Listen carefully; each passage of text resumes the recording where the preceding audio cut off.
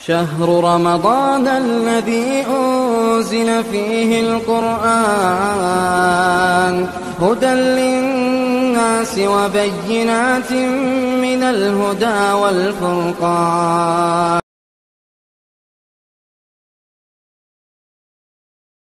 الحمد لله رب العالمين والصلاة والسلام على أشرف الأنبياء والمرسلين وعلى آله وصحبه ومن تبعهم بإحسان إلى يوم الدين اما بعد. محترم حضرات، اللہ تعالیٰ کا فضل و کرم ہے کہ آج تیسرا پارہ ہم نے پڑھا، تلک الرسل تیسرا پارہ ہم نے پڑھا، اور اللہ تعالیٰ نے یہ تیسرا جز، تیسرا پارہ جو آیتیں شروع ہوتی ہیں تلک الرسل فضلنا بعضهم علی بعض، اللہ تعالیٰ کے تعلق سے جس طرح جاننا ضروری ہے، رسولوں کے تعلق سے جاننا بھی ضروری ہے. بات سمجھ میں آئی؟ اللہ تعالیٰ کو جیسے پہچاننا ضروری ہے، رسولوں کو جاننا بھی ضروری ہے. بہت سارے رسول دنیا میں آئے، اس میں سے کتنے رسول اولو العزم ہیں؟ کتنے رسول اولو العزم ہیں؟ 5 رسول سب سے اولو العزم. کون کون ہیں؟ کون کون ہیں کوئی بتا سکتے؟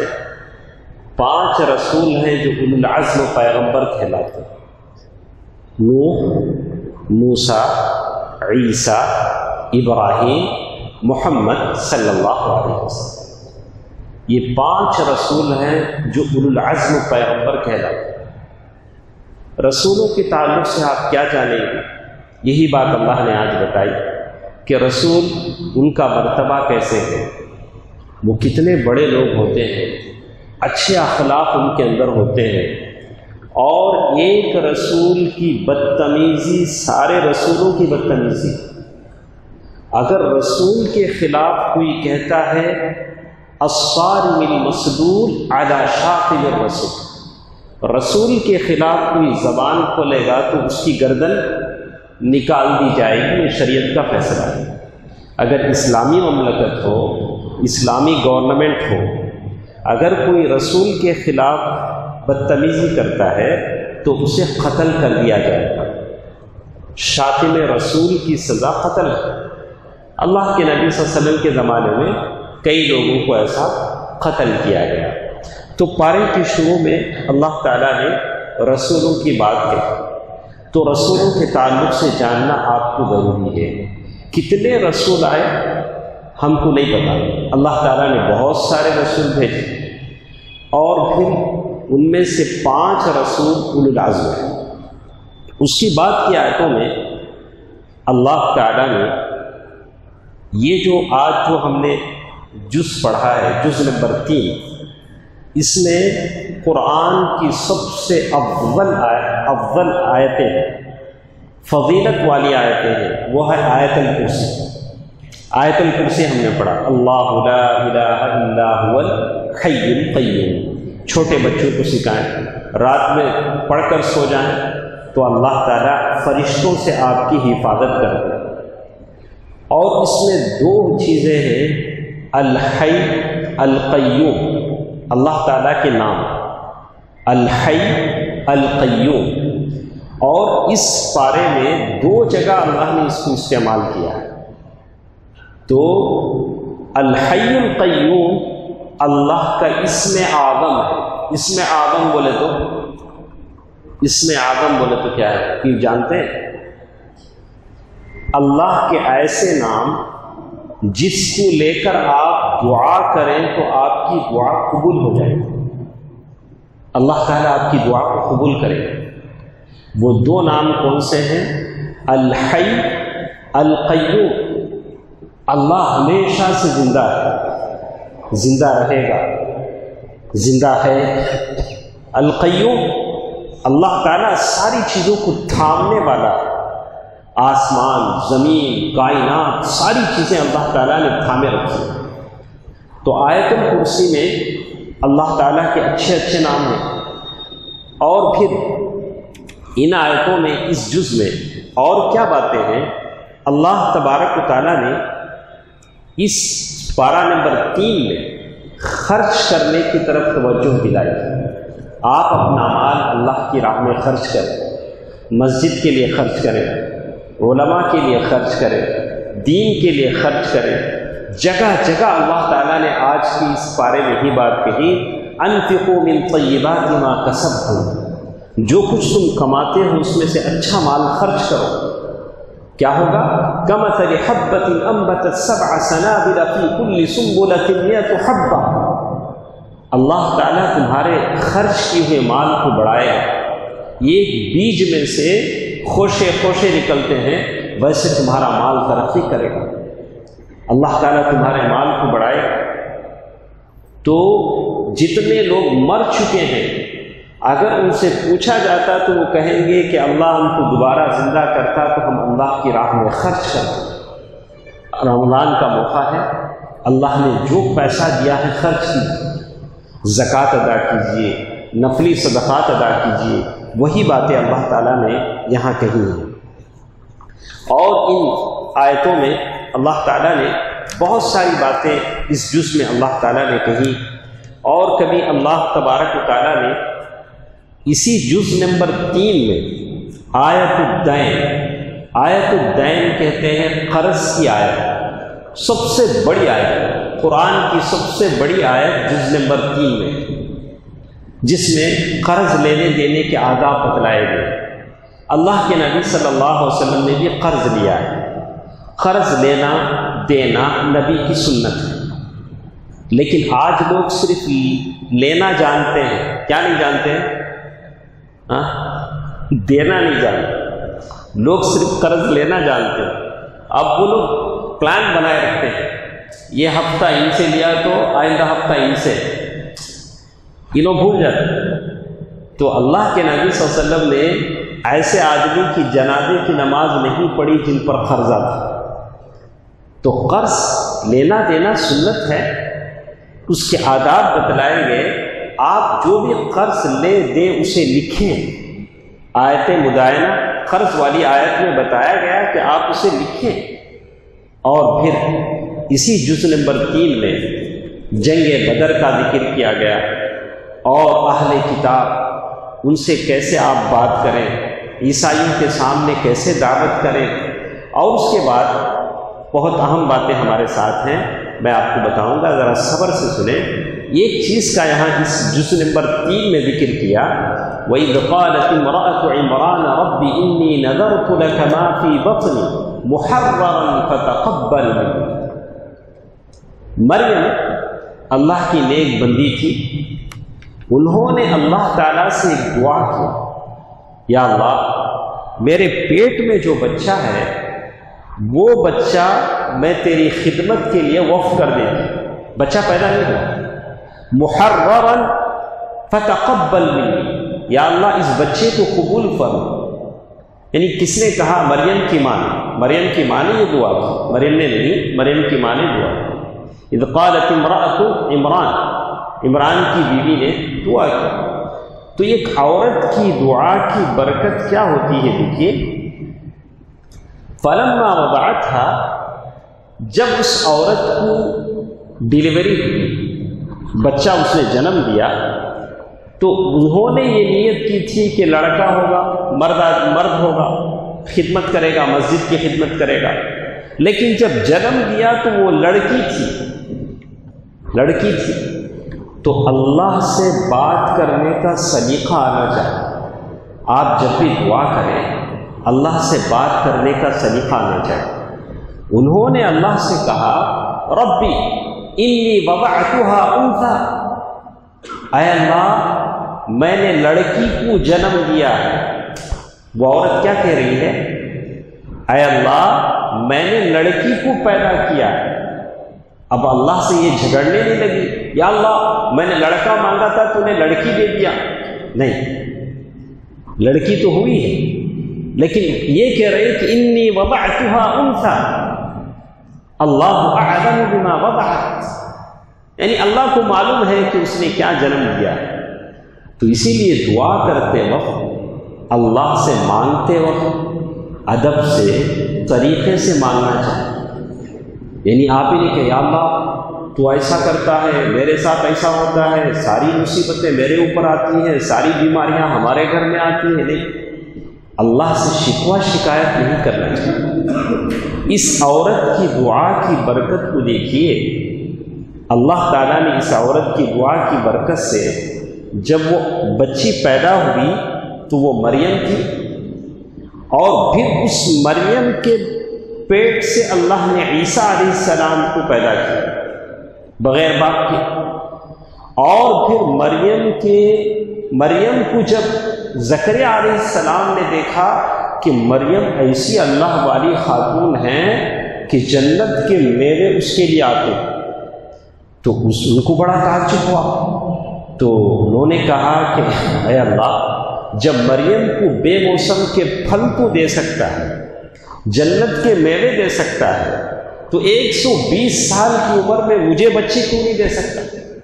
انہوں نے دعا کی، اللہ نے 120 سال کی عمر میں زکریا علیہ السلام کو بیٹا دیا یحییٰ، اور ساتھ ساتھ اللہ تعالیٰ نے کہہ دیا، جیسے اس جز نمبر 3 میں اللہ نے ذکر کیا کہ تم کو بیٹا ضرور ہوگا، لیکن ایسے ہوگا کہ تم کو بیٹا ہونے سے پہلے ایک نشانی ہوگی۔ کیا نشانی ہوگی؟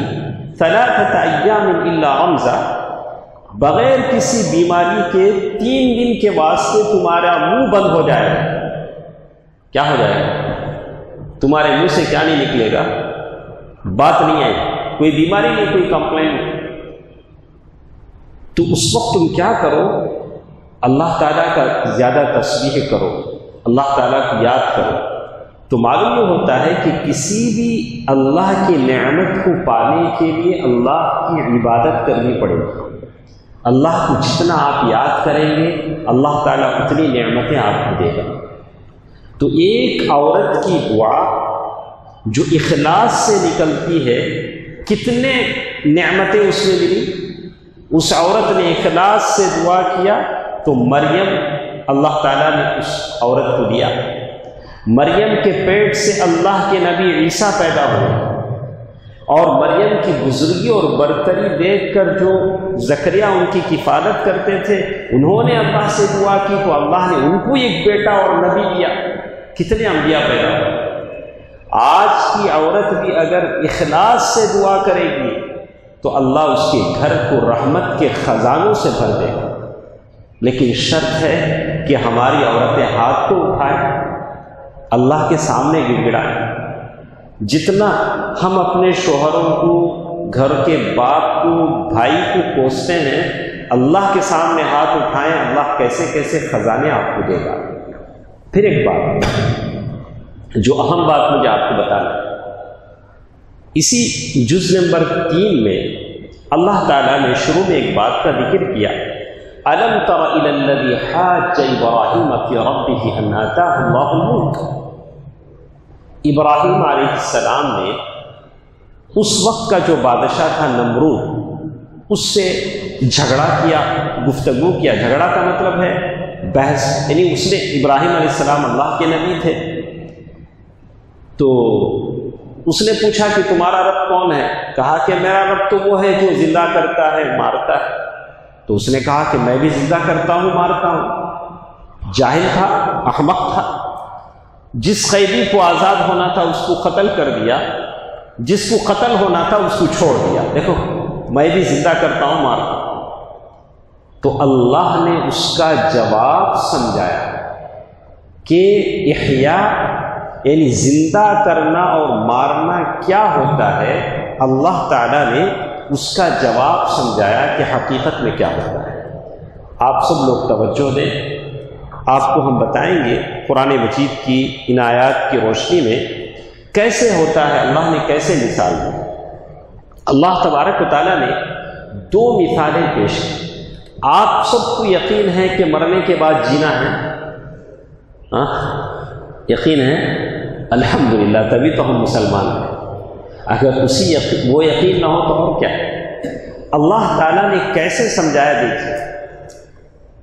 او کالذی مر علی قریۃ وہی خاویۃ علی عروشها. بنی اسرائیل میں بہت سارے انقلابات آتے رہے، بستیاں اجڑتی رہی بنی اسرائیل کے زمانے میں. اللہ کے ایک نبی بنی اسرائیل کے زمانے میں اپنے گدھے پر بیٹھ کر جا رہے تھے. مفسرین نے کہا کہ وہ نبی عزیر علیہ السلام تھے. اب وہ اپنے گدھے پر بیٹھے جا رہے ہیں. ایک بستی ہے جس کا ذکر اللہ تعالیٰ کہہ رہے ہیں وَهِيَ خَاوِيَةٌ عَلَى عُرُوشِهَا. ساری بستی تباہ و تاراج ہو گئی ہے، سلاب گر گئے ہیں، دیواریں گر گئے، باوڑی کنویں یہ ہو گئے، کوئی جینے والا نہیں ہے. اب یہ اللہ کے بندے ایک بستی میں ایک جگہ، وہ بستی جو تباہ ہو گئی تھی پوری بستی، ایک کنارے بیٹھنے کے بعد ان کے پاس روٹی شہد زیتون جو بھی تھا اسے نکال کے ذرا بھگوئے، بھیگے کے اچھا ذرا بھیگ جانے کے بعد کھا لیے. اس کے بعد ٹیک لگا کر بیٹھ کے سوچنے لگے. کیا سوچنے لگے؟ اللہ تعالیٰ کہتے ہیں اَنَّا يُحْيِي هَذِهِ اللَّهُ بَعْدَ مَوْتِهَا. ارے یہ بستی جو ایسے اجڑ گئی ہے کیسے اچھے ہوگی، پھر یہاں جان کیسے آئے گی، لوگ پھر ایک بار کیسے یہاں زندہ ہوں گے. سوچتے سوچتے کہتے ہیں فَأَمَاتَهُ اللَّهُ مِئَةَ عَامٍ. ٹیک لگا کر سوچنے لگے کہ یہ کیسے ہوگا. پھر اللہ نے خود ان کو سلا دیا. بستی کے ساتھ ساتھ اللہ نے کیا کر دیا؟ خود کیا کیا؟ ان کو سلا دیا. کتنے سال سنایا اسلم بھائی؟ کتنے سال؟ 100 عام، 100 برس. 100 برس وہ سوتے رہے، 100 برس تک ایسے سوتے رہے. 100 عام. ثم بعث. پھر اللہ نے ان کو اٹھایا. ایک فرشتے نے آ کر پوچھا قال کم لبث. ایک فرشتے نے آ کر پوچھا کہ اللہ کے بندے اے نبی کتنے سال آپ سوئے؟ تو انہوں نے کہا کہ میری قال لبثت یوما و بعض یوم. میں آدھا دن، ہاف ڈے یا ایک 1 ڈے کہ سوئے سر کا ہے. تو کہتے ہیں قال بل لبثت 100 عام. تو اللہ کے اس فرشتے نے کہا کہ آپ 100 سال سوئے ہیں. کیا بولا فرشتہ؟ 100 سال سوئے ہیں. فانظر الى طعامك وشرابك لم يتسنى. تمہارا کھانا دیکھو، تمہیں روٹی لائیں گی، روٹی زیتون، وہ انگور کھجور، وہ سب دیکھو، تمہیں کیسا رکھے گی ویسا. تو انہوں نے اسے دیکھا، وہ روٹی ویسا ہی ہے. کتنے سال کے بعد؟ 100 سال کے بعد. تو بولا یہ تو ٹھیک ہے لیکن میرا گدھا کہاں؟ ان کے ساتھ کیا تھا؟ گدھا تھا نا. گدھا نہیں دکھتا تھا، اور گدھا جہاں بندہ تھا، وہ گدھا جہاں بندہ تھا انہوں نے وہاں دیکھا تو وہ ذرے گلے سو ہڈیاں، چمڑا گل گیا سو ہے، لیکن گدھا نہیں. وہاں کیا ہے؟ ہڈیاں جو بوسیدہ ہو گئی. تو اللہ تعالیٰ کہتے ہیں وانظر الی حمارک. تمہارا کھانا تو صحیح سالم ہے لیکن تمہارا گدھا بوسیدہ ہو گیا، ہڈیاں ہو گئی. تو اللہ تعالیٰ نے کہا وانظر الی حمارک، تمہارے گدھے کی طرف دیکھو. وَلِنَجْعَلَكَ آیَةً لِلنَّاسِ. ہم تمہارے گدھے کو اللہ تعالیٰ کی ایک نشانی بنائیں گے لوگوں کی. کیسے؟ وَانظُرْ إِلَى الْعِظَامِ. گدھے کی ان ہڈیوں کی طرف دیکھو. اچانک ہڈیاں جو ٹوٹ پھوٹ گئی تھی پاؤڈر کی طرح ہو گئی تھی، ہڈیاں ملنے لگی، 1 by 1 ہڈیاں ملنے لگی، ہڈیوں پر آہستہ آہستہ گوشت آنے لگا، پھر ہڈیوں میں پٹھے، گوشت، چمڑا، پھر پورا گدھا تیار ہو گیا اور چیخنے لگا۔ اللہ تعالیٰ کہتے ہیں کیف ننشزها ثم نکسوها لحما، ہم ان ہڈیوں کو جوڑیں گے اور پھر اس پر گوشت پہنائیں گے اور پھر سارا گدھا تیار ہو گیا۔ تو اللہ یہ بتانا چاہتے ہیں کہ انہوں نے بس ایک بات کہی تھی، یا اللہ یہ تباہ و تاراج بستی کیسے اچھی ہوگی، تو اللہ نے ان کو خود 100 سال تک سلا دیا۔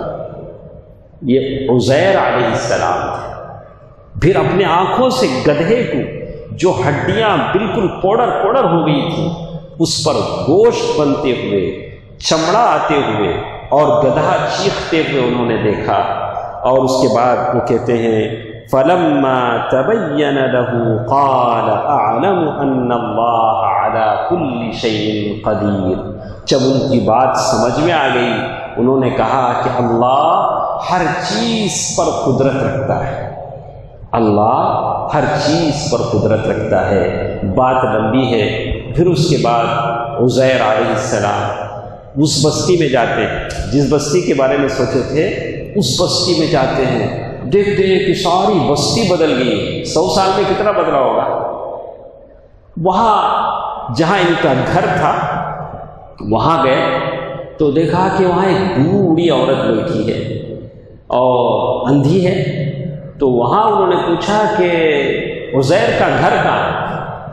تو اس نے کہا کہ عزیر کے بارے میں تم کیوں پوچھ رہے ہو؟ کہا کہ انا عزیر، میں عزیر ہوں۔ تو بولا کہ نہیں، عزیر اللہ کے نبی تھے، وہ اندھوں کو بینا کرتے تھے اللہ کے حکم سے، تم دعا کرو میرے لیے جو میری آنکھیں چلی گئی۔ جب عزیر گئے تھے تو وہ 20 سال کی تھی، اب اس کی عمر 120 سال، تو انہوں نے دعا کیا، اس کی آنکھیں آئیں۔ بہرحال ایک لمبا قصہ ہے، اور اللہ تعالیٰ اس پارے میں، پارہ نمبر 3 میں بتانا چاہتے ہیں کہ مرنے کے بعد اللہ تعالیٰ ہے جو زندہ کرتے ہیں۔ اسی کے ساتھ ساتھ اور ایک واقعہ جو ہمارے ساتھ ہے اسی کو ہم جانیں گے، وہ ہے جو اس جز میں بتایا گیا، وَإِذْ قَالَ إِبْرَاهِيمُ رَبِّ أَرِنِي، اور ایک واقعہ کہ مرنے کے بعد اللہ کیسا زندہ کرتے ہیں۔ تو کہا کہ یاد کرو اس وقت کو جب ابراہیم علیہ السلام نے کہا رَبِّ أَرِنِي كَيْفَ تُحْيِي الْمَوْتَى، اے اللہ مجھے بتائیے کہ مرنے کے بعد مردے کیسا زندہ ہوتے ہیں۔ کس نے کیا ہے سوال؟ ابراہیم علیہ السلام، اولو العزم پیغمبر، اللہ سے سوال کر رہے ہیں۔ تو اللہ نے کہا کہ اولم تؤمن، کیا جی ابراہیم تم نہ ایمان نہیں؟ کون پوچھ رہا ہے؟ اللہ پوچھ رہا ہے ابراہیم علیہ السلام۔ تو ابراہیم علیہ السلام اتنے بڑے پیغمبر، اتنے انہوں نے بتوں کو توڑا تھا، اتنا ان کا یقین تھا۔ یقین 3 ٹائپ کا ہوتا ہے۔ یقین کتنے ٹائپ کا ہوتا ہے؟ 3 ٹائپ کا ہوتا ہے۔ یہ علم الیقین، علم الیقین کیا ہوتا ہے؟ اسلم بھائی بولے میرے پاس ورجنل شہد ہے، بولنے والے اسلم بھائی، میں مان لیا۔ اسلم بھائی بولے تو صحیح بولے لگے۔ علم الیقین یعنی میرے نالج میں آ گیا، یقین ہو گیا کہ ان کے پاس شہد ہے۔ اس کے بعد باٹل اٹھا کے بتلا عین الیقین، اب میں کس سے دیکھ لیا؟ آنکھ سے دیکھ لیا۔ اسلم بھائی بولے سو صحیح، ان کے پاس ورجنل شہد ہے، باٹل بھی بتلائے، آنکھیں سے دیکھ لیا۔ یہ یقین کا دوسرا درجہ ہے، عین الیقین۔ اس کے بعد اسلم بھائی لا کو ذرا باٹل کھول کو چٹائے، میں کیا کرا، نکال کو کیا کیا، چاٹا۔ اب مجھے کیا ہو گیا؟ حق الیقین، حق الیقین، اب مجھے بالکل یقین آ گیا۔ تو یقین کے کتنے درجے ہوئے؟ 3۔ تو انبیاء کا یقین بھی زیادہ ہوتا ہے۔ تو ابراہیم علیہ السلام نے کہا قال بلا ولكن يطمئن قلبي، یا اللہ مجھے یقین ہے تو مرنے کے بعد زندہ کرتا ہے، لیکن میرے دل کا اطمینان میں چاہتا ہوں۔ تو اللہ تعالیٰ نے بتلایا دیکھو ابراہیم ایسا کرو فخذ اربعۃ من الطیر، 4 پرندے لو، فخذ اربعۃ من الطیر فصرهن الیک ثم اجعل على كل جبل منهن جزءا ثم ادعهن يأتينك سعيا۔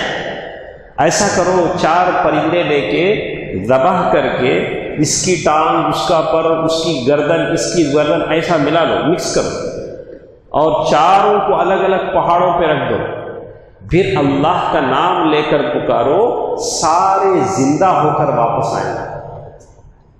تو معلوم یہ ہوتا ہے کہ جز نمبر 3 میں اللہ تعالیٰ نے آپ کے اور میرے ایمان کو مضبوط کیا کہ مرنے کے بعد دوبارہ زندہ ہونا، اللہ تعالیٰ کے پاس حساب و کتاب دینا ہے۔ تو آخر میں اپنی بات ختم کرتے ہوئے اسی جز کی ایک بات میں آپ کو بتاؤں گا، لا تبطلوا صدقاتکم بالمن والاذى۔ اللہ تعالیٰ نے ایک حکم یہ بھی دیا، اللہ نے ایک مثال دے کر سمجھایا کہ ایک آدمی ہے جس کا سارا کمائی ایک باغیچے پر چلتا ہے، اور اس آدمی کے چھوٹے بچے ہیں، کمزور بچے کما سکتے ہیں، اور یہ آدمی کی ساری کمائی اس باغیچے پر چلتی ہے۔ اصاب اعصار فیہ نار فاحترقت، کیا ہوا؟ اچانک اس باغیچے میں آگ لگ گئی، سارا باغیچہ جل کر خاکستر ہو گیا۔ اب کیا ہوگا؟ اس آدمی کے پاس کوئی دوسرا آمدنی نہیں، بچے چھوٹے ہیں، تو اس کا سارا باغیچہ جل گیا۔ تو اللہ تعالیٰ بتانا یہ چاہتے ہیں کہ اپنے لیے کوئی آخرت کا توشہ تیار کرو۔ جب اللہ تعالیٰ نے مال دیا ہے، اللہ تعالیٰ نے آپ کو دولت دی ہے، تو آخرت کا توشہ تیار کر لو، اللہ تعالیٰ کی راہ میں خیرات کرو۔ اور ساتھ ساتھ اللہ نے کہا لا تبطلوا صدقاتکم بالمن والاذى، اگر تم صدقہ دیتے ہو تو تم اس کے ساتھ ساتھ احسان مت کرو۔ بہت سارے ہیں کھانا ڈالیں گے، کھانا ڈال کے کھانا اچھا ہے، کپڑا دے کے کپڑے اچھے ہیں، بلا اچھے ہیں پوچھتے تو ٹھیک ہے، لیکن کتنے لوگوں کے سامنے ہم پوچھیں لا تبطلوا صدقاتکم بالمن والاذى کالذی ينفق مالہ رئاء الناس۔ بہت ساری باتیں ہمارے ساتھ ہیں، یہی چند باتیں آج کے لیے کافی ہیں۔ تو اس میں 2 چیزیں میں نے آپ کے سامنے کہی ہیں، اور آخر میں یہ پارہ جہاں ختم ہوا ہے، اللہ تبارک و تعالیٰ نے عیسیٰ علیہ السلام کا ذکر کیا، ان اللہ ربی وربکم فاعبدوہ، بے شک اللہ میرا بھی رب ہے تمہارا بھی رب ہے، فاعبدوہ اسی کی عبادت کرو، ھذا صراط مستقیم، یہی سیدھا راستہ ہے۔ تو اللہ تعالیٰ کے فضل و کرم سے یہ چند باتیں تھیں جو میں نے اس جز کے تعلق سے آپ کے سامنے کہیں۔ انشاءاللہ اللہ کی توفیق سے کل انشاءاللہ ہم لوگ جز نمبر 4 لیں گے۔ تو آج جز نمبر 3 میں جو سب سے کلیدی اساسی بات ہمارے ساتھ تھی وہ یہ کہ مرنے کے بعد دوبارہ زندہ ہونا ہے۔ کیسے زندہ ہونا ہے؟ اللہ نے 2 مثالیں آپ کے سامنے کی، اور تیسری چیز جو ہمارے ساتھ بہت ساری باتوں میں تھی کہ اللہ کی راہ میں ہم پیسہ خرچ کریں، جو کچھ اللہ نے دیا ہے خرچ کریں تاکہ ہمارے لیے زیادہ راہ ثابت ہو سکے۔ اللہ تعالیٰ سے دعا ہے کہ اللہ تعالیٰ جو کچھ ہم قرآن سنتے ہیں اس پر مجھے اور آپ کو عمل کرنے کی توفیق دے۔ اللہ تعالیٰ قرآن کو ہمارے لیے سفارشی بنائے۔ اللہ تعالیٰ قرآن کی برکتیں ثمرات مجھے اور آپ کو عطا فرمائے، آمین۔ والسلام علیکم ورحمۃ اللہ وبرکاتہ۔